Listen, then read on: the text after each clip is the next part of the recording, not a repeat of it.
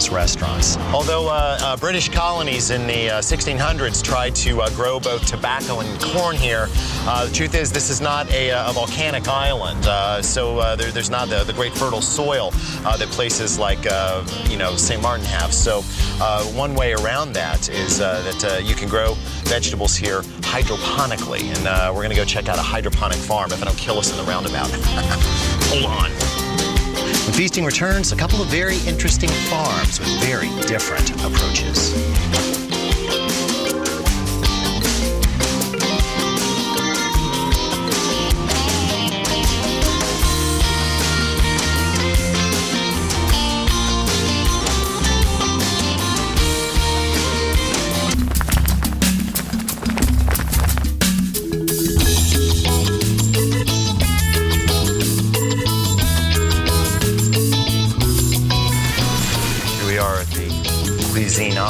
Resort. Usually we shy away from resorts, but this hydroponic farm that we hear about here is worth taking a look at. Most of the Caribbean islands have to import vast amounts of their high percentage of their agricultural products from the mainland, from the States.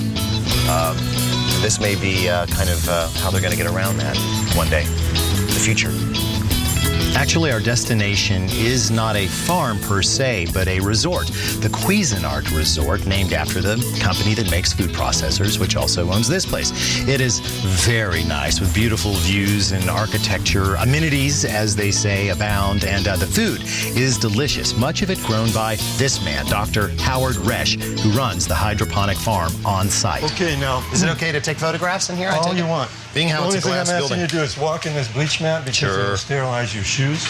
I'll get them to cut the radio. And given the places that we've been, I might just want to get down and roll on this. Well, what all do we have here? Can you what we're looking at right here? This is a salad crop.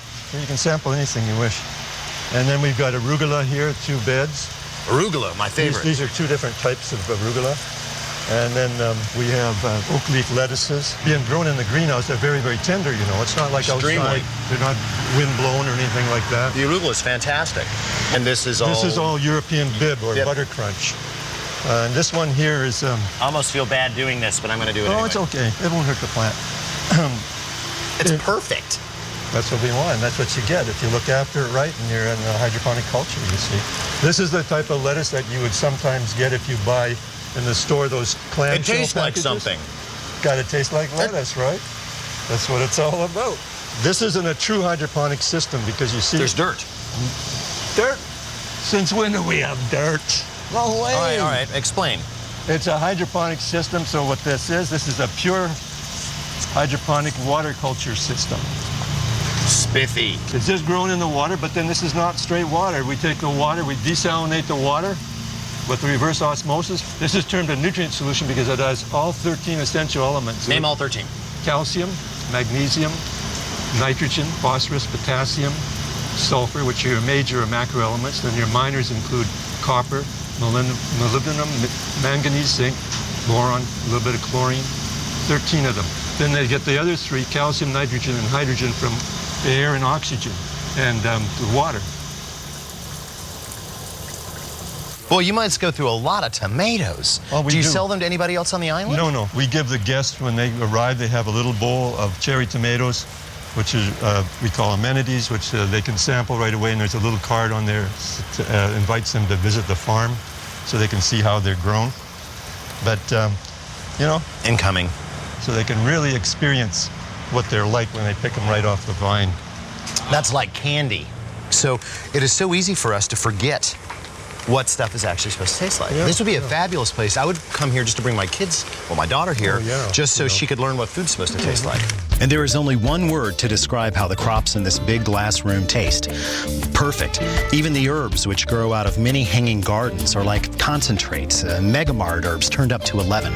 I suspect this is because Dr. Resch's goods stay connected to their nutrient sources much longer than traditional crops, and it doesn't hurt that the nutrients in question are perfectly balanced.